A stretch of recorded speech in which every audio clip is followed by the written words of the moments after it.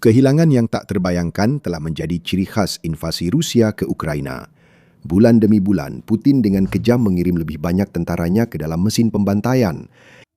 Itu bukan kesalahan strategi Rusia, melainkan sudah direncanakan. Kini, dampak mulai dirasakan Rusia.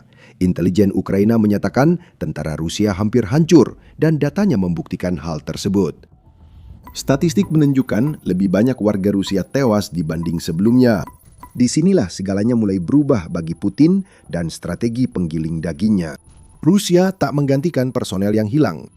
April 2026 telah berakhir, dan berakhir pula bulan ke-50 Ukraina berjuang melawan agresi Rusia. Datanya sudah masuk, dan April kini menandai bulan ke-5 berturut-turut, di mana Ukraina berhasil melakukan sesuatu yang luar biasa. Tentara Rusia yang tewas di Ukraina lebih banyak daripada jumlah rekrutan baru Rusia. Menteri Pertahanan Ukraina Mikhailo Fedorov mengungkapkan kabar ini dalam sebuah postingan Telegram pada 5 Mei, di mana ia menyatakan, pada April, 35.203 personel militer Rusia telah dihancurkan atau terluka parah. Semua kekalahan sudah dikonfirmasi lewat video. Selama 5 bulan berturut-turut, Rusia kehilangan lebih banyak daripada yang bisa dimobilisasi dan perlahan tercekik oleh banyaknya korban. Ini kira-kira sama dengan jumlah tentara yang hilang oleh Rusia pada bulan Maret ketika Ukraina berhasil memecahkan rekor korban dengan menewaskan 35.351 pasukan. Perlu juga dicatat bahwa bulan Maret memiliki 1 hari lebih banyak daripada bulan April. Berdasarkan pernyataan Fedorov, Rusia sekarang kehilangan sedikit lebih dari 1.170 tentara setiap harinya. Jika April ditambah 1 hari agar setara dengan Maret, Ukraina akan mudah melampaui rekor bulanannya dengan selisih sekitar 1.000 korban jiwa. Jumlah kematian terus naik. Dan seperti yang akan segera Anda ketahui, situasinya hanya akan menjadi lebih buruk bagi Rusia ke depannya. Kembali ke masalah perekrutan. Dalam 5 bulan antara Desember 2025 dan April 2026, Rusia telah kehilangan 156.735 tentara menurut laporan United 24 Media. Itu berarti rata-rata jumlah korban per bulan adalah 31.347. Selama periode yang sama, Rusia berhasil merekrut 148.400 personel. Itu berarti kekurangan sekitar 8.300 tentara, menandakan Ukraina hampir mengurangi pasukan Rusia di Ukraina sebanyak 2.000 per bulan.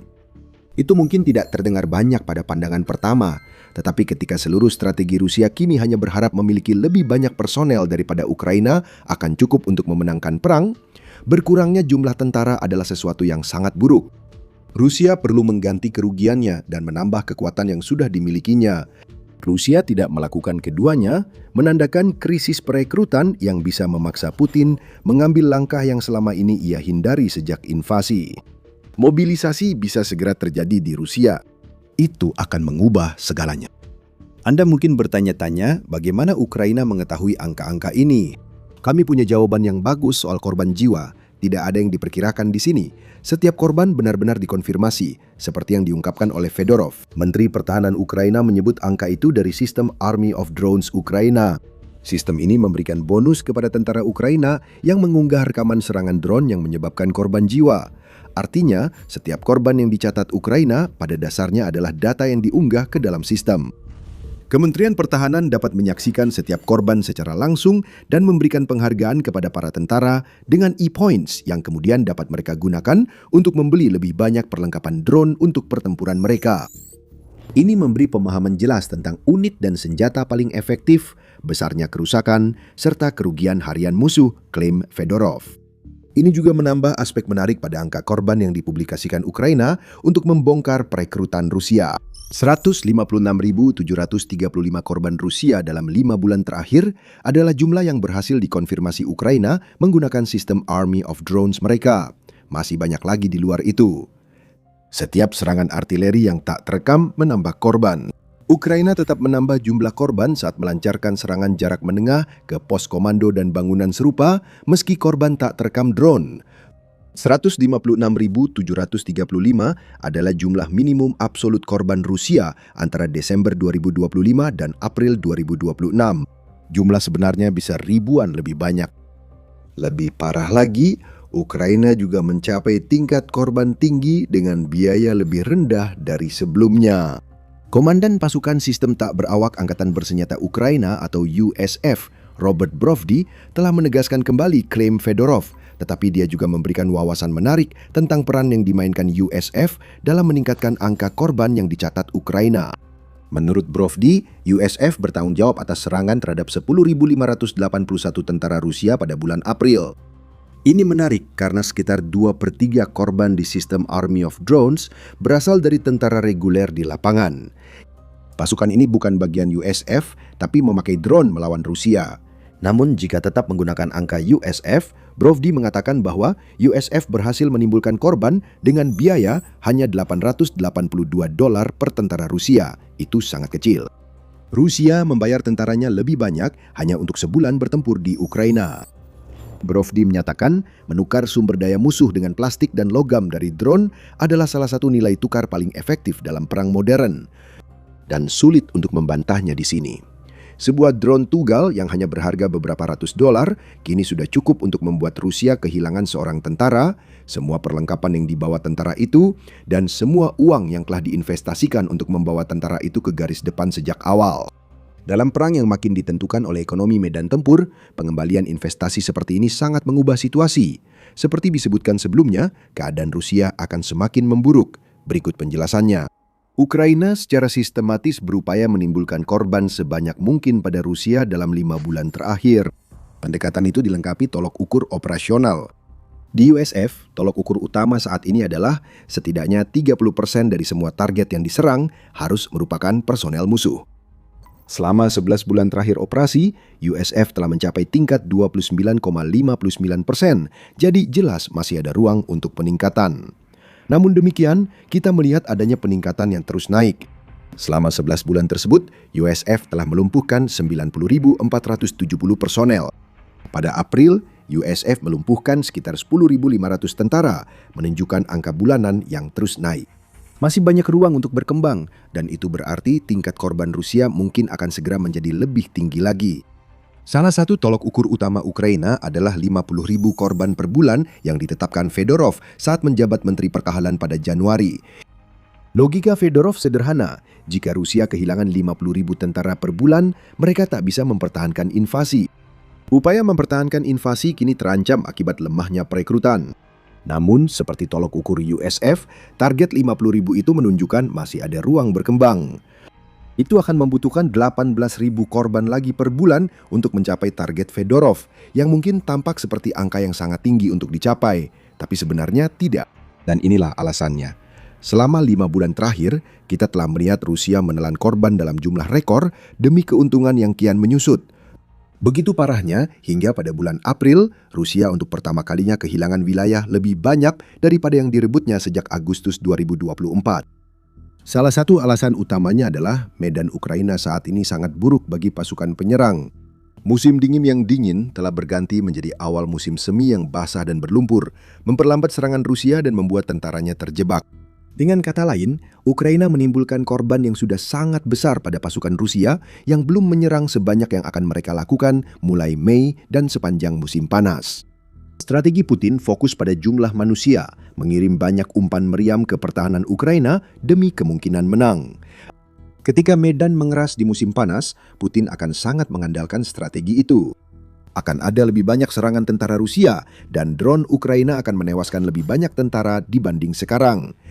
Dengan tambahan serangan jarak menengah Ukraina, musim panas bisa menjadi bencana bagi militer Rusia. Menurut Euromaidan Press, telah terjadi peningkatan tajam dalam serangan Ukraina pada jarak 20 hingga 150 km atau sekitar 12 hingga 90 mil pada bulan April. Ukraina berhasil melakukan 2 kali lipat jumlah serangan jenis ini pada bulan April dibandingkan dengan bulan Maret dan 4 kali lipat dibandingkan dengan yang dilakukan pada bulan Februari. Kita kembali melihat sifat sistematis dari strategi pengurasan Ukraina. Setiap serangan jarak menengah menghancurkan pos komando, pusat logistik, gudang, atau target lain yang mendukung tentara garis depan Rusia. Tanpa dukungan, tentara menjadi rentan dan korban jiwa meningkat. Sementara itu, Rusia kesulitan menghadapi krisis perekrutan yang telah disebutkan sebelumnya. Putin tidak mampu mendapatkan cukup banyak orang untuk menandatangani kontrak untuk bertempur dan mati dalam perang yang ia lancarkan, dan hal itu membuatnya putus asa. Rusia mati-matian dalam upaya perekrutannya, dan itulah masalah yang bahkan lebih besar di balik angka korban mengesankan yang ditimbulkan Ukraina. Tapi sebelum kita membahas itu, Inilah The Military Show dan kami akan memberikan gambaran lengkap di balik berita utama. Jika belum berlangganan, tekan tombol agar selalu terdepan. Sekarang perekrutan Rusia, semuanya mulai agak bermasalah. Dalam laporan 13 April, Militani mengungkapkan bahwa perekrutan Rusia pada kuartal pertama tahun 2026 turun 20% dibandingkan periode yang sama di tahun 2025. Tahun lalu, Rusia merekrut antara 1.000 hingga 1.200 tentara per hari, yang mungkin saja cukup untuk menutupi jumlah korban yang mereka alami di Ukraina saat ini. Pada 2026, perekrutan harian turun jadi sekitar 800 orang, sehingga mulai muncul laporan kekurangan dari Ukraina. Ini terjadi meski insentif uang tunai untuk mendaftar terus meningkat. Militani mengatakan bahwa pemerintah federal Rusia sekarang menawarkan 400.000 rubel atau sekitar $5.300 sebagai standar. Bonus itu seringkali diperkuat oleh otoritas regional yang menawarkan lebih banyak uang lagi untuk mendaftar, yang berarti bahwa rata-rata relawan Rusia sekarang menerima 1,47 juta rubel atau lebih dari $19.600 hanya untuk menandatangani kontrak. Tekanan memenuhi kuota sangat tinggi, sehingga pemerintah daerah rata-rata mengalokasikan 4% anggaran untuk merekrut tentara. Di beberapa daerah, pengeluaran ini meningkat hingga 10%, yang semuanya diambil dari anggaran yang seharusnya digunakan untuk memelihara dan meningkatkan standar hidup rakyat Rusia. Forces News menunjukkan bahwa Rusia juga menawarkan skema kompensasi yang sangat besar sebagai insentif tambahan. Mereka yang terluka di Ukraina bisa mendapatkan $36.000 dengan asumsi lukanya cukup parah. Uang itu mestinya diberikan ke keluarga tentara jika mereka gugur di medan perang. Namun, meskipun ada insentif finansial yang besar, dan sebagian orang mungkin menyebutnya tidak berkelanjutan, Rusia tetap tidak bisa merekrut cukup banyak tentara untuk menutupi besarnya kerugian yang ditimbulkan Ukraina terhadap militer Rusia. Dan keadaannya bahkan menjadi lebih buruk. Sekarang negara-negara lain menemukan cara untuk menghambat perekrutan militer Rusia.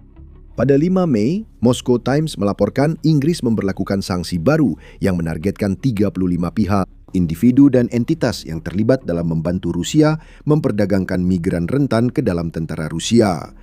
Inggris mengatakan bahwa ada jaringan biadab yang digunakan Rusia untuk membujuk para migran agar menjadi umpan meriam bagi Putin. Prospek kewarganegaraan Rusia seringkali menjadi daya tarik yang digunakan di sini bersama dengan gaji yang tinggi. Artinya, Rusia menutupi kekurangan perekrutan dalam negeri dengan menipu orang dari luar negeri untuk bertempur di perang yang tak ada kaitannya dengan mereka. Jika negara lain, terutama Amerika Serikat dan anggota Uni Eropa membuat sanksi serupa, salah satu jalur perekrutan Rusia akan terhambat dan masalah-masalah yang sudah sangat jelas kita lihat akan semakin bertambah parah. Angkanya sudah tidak masuk akal bagi Rusia. Namun masalah utama Putin adalah kekurangan perekrutan, membuatnya mengambil langkah makin putus asa. Mari kita bahas para rekrutan migran sebentar. Pada 29 April, Kyiv Independent melaporkan intelijen Ukraina mengungkap rencana Rusia mempercepat ribuan pejuang asing masuk militer Rusia pada 2026. Tujuannya merekrut 18.500 migran, sekitar setara dengan jumlah tentara yang hilang dalam setengah bulan, menurut tingkat korban bulanan Rusia saat ini. Ukraina juga telah mengidentifikasi 27.407 warga negara asing yang bertempur di tentara Rusia per 30 Maret. Jumlah tersebut naik dari sekitar 18.000 pada November 2025, menunjukkan alasan Inggris menerapkan sanksi baru. Putin membutuhkan pejuang asing untuk menambah pasukannya dengan segala cara. Fakta bahwa dia memanfaatkan mereka menunjukkan betapa putus asanya dia. Belum lagi fakta bahwa sebagian besar dari orang-orang yang disebut sebagai tentara ini sedang ditipu untuk bergabung dengan tentara Rusia. Kebanyakan dari mereka tidak bisa berbicara bahasa Rusia sama sekali. Mereka tidak akan mendapatkan pelatihan yang sebenarnya. Mereka tidak akan benar-benar memahami perintah mereka yang membuat mereka tidak efektif di garis depan. Putin tidak mencari orang berbakat. Ia memilih siapa saja yang ada karena prioritas utamanya hanya memastikan pasokan umpan meriam terus ada. Penindakan pada jaringan perekrutan asing Rusia akan membatasi langkah putus asa ini. Tapi Putin mencoba berbagai langkah nekat untuk mengatasi penurunan perekrutan di Rusia. Kita sudah membahas jumlah uang besar yang ditawarkan ke calon rekrutan. Namun kini, Putin menargetkan dua kelompok yang sebenarnya tidak bisa Rusia kehilangan. Anak muda negara itu dan mereka yang bekerja untuk mencoba mempertahankan ekonomi yang sudah mulai runtuh di bawah tekanan perang Putin. Menteri Ilmu Pengetahuan dan Pendidikan Tinggi Rusia Valery Falkov menginstruksikan universitas di Rusia agar minimal 2% mahasiswanya menandatangani kontrak dengan Kementerian Pertahanan Rusia menurut Pravda. Artinya, jika rencana Valery Falkov berhasil, setidaknya 44.000 mahasiswa universitas akan dikirim ke Ukraina tiap tahun. Jumlahnya naik jadi 76.000 jika perintah mencakup lembaga pendidikan lanjutan non-universitas. Lebih buruk dari membujuk kaum muda Rusia mati demi Vladimir Putin adalah tekanan terus-menerus pada mereka. Radio Free Europe Radio Liberty melaporkan pada Februari bahwa mahasiswa yang kesulitan di Sekolah Tinggi Ekonomi Rusia harus memilih antara dikeluarkan atau menandatangani kontrak dengan Kementerian Pertahanan.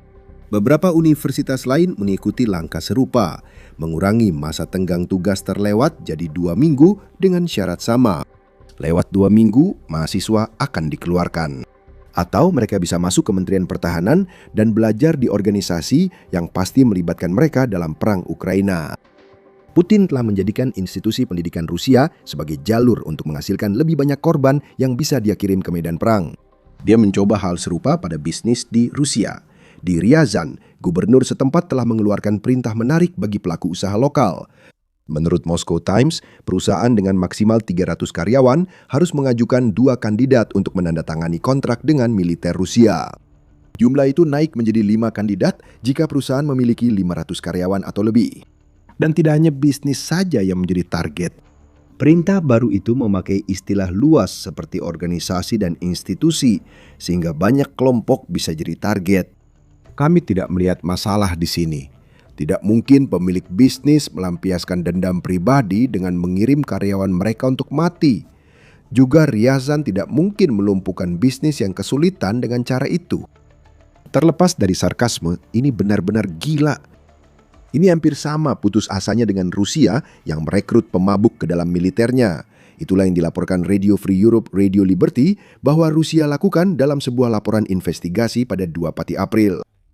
Laporan itu menceritakan kisah Jegor Spinic yang terbangun setelah mabuk berat di tempat yang ia kira pusat rehabilitasi. Ternyata itu kantor pendaftaran militer, tempat ia dikirim setelah ditahan polisi. Tanda tangan Spinic ada di dokumen pendaftaran dan ia pun langsung dikirim ke Ukraina. Trik seperti ini kini makin sering terjadi di Rusia. Sungguh keterlaluan saat orang Rusia tak bisa minum vodka tanpa dipaksa ikut perang keji Putin. Menurut kami, orang yang Anda temui mabuk di jalan bukan kandidat terbaik jadi tentara. Namun tidak peduli berapa banyak cara konyol yang dibuat Rusia untuk merekrut tentara baru, tidak ada yang bisa mengubah fakta sederhana ini. Itu tidak cukup. Putin, Presiden Rusia, kini menyaksikan langsung kehancuran total militer Rusia dan tahu hanya ada satu cara untuk menghentikan kerugian ini. Mobilisasi mulai menghantui rakyat Rusia. Sudah ada tanda-tanda hal ini terjadi. Pada 20 Februari, Euronews melaporkan Kremlin berencana mengembangkan sistem wajib militer terbatas untuk memaksa pemanggilan cadangan demi menambah pasukan di Ukraina. Itu belum mobilisasi total, tapi makin mendekati. Putin tahu setelah 4 tahun perang yang seharusnya selesai dalam hitungan hari, rakyatnya mulai kehilangan kesabaran. Jika mobilisasi benar-benar dilakukan, Putin mungkin akan menghadapi pemberontakan. Itulah hasil yang benar-benar diinginkan Ukraina. Juru bicara Putin mulai menyiapkan dasar langkah Rusia selanjutnya. Kantor berita Rusia TASS mengutip Dmitry Peskov pada 3 Mei yang mengatakan bahwa Eropa memobilisasi pasukan dengan kampanye Rusofobia sebagai pemicu. Mereka rela mengeluarkan banyak uang untuk memperkuat militer, membuat Eropa makin kuat. Rusia pun butuh lebih banyak tentara untuk menghadapi ancaman ini. Juru bicara Kremlin mengklaim bahwa masa konfrontasi keras dengan Eropa sedang membayangi. Sebenarnya dia hanya mempersiapkan rakyat Rusia untuk hal yang tak terhindarkan. Putin akan segera memaksa mereka berperang di Ukraina. Tidak ada yang bisa menghentikannya sekarang. 5 bulan berturut-turut perekrutan yang tak menutupi kerugian menunjukkan minat rakyat Rusia pada perang Putin makin menurun. Dan saat Ukraina semakin mengandalkan strategi-strategi yang telah menyebabkan tingkat korban jiwa Rusia yang sangat tinggi sejak bulan Desember, Putin akan semakin didorong ke tepi jurang. Taktik perekrutan yang mati-matian tidak berhasil, mobilisasi akan segera terjadi. Meskipun belum disadari, Rusia sebenarnya sudah kalah perang dan langkah panik terakhir itu akan jadi akhir bagi Putin. Mereka yang direkrut Rusia tak akan hidup lama. Sesuatu membunuh. 90% tentara Rusia sebelum mereka sampai ke garis depan, dan kita bisa merangkumnya dalam dua kata, zona maut. Ingin tahu lebih lanjut? Tonton video kami untuk melihat bagaimana Ukraina membalikan perang atrisi Rusia hingga tercapai tingkat korban seperti di tahun 2026. Jika suka video ini, jangan lupa berlangganan The Military Show. Kami bahas perang Ukraina dengan angka. Terima kasih sudah menonton.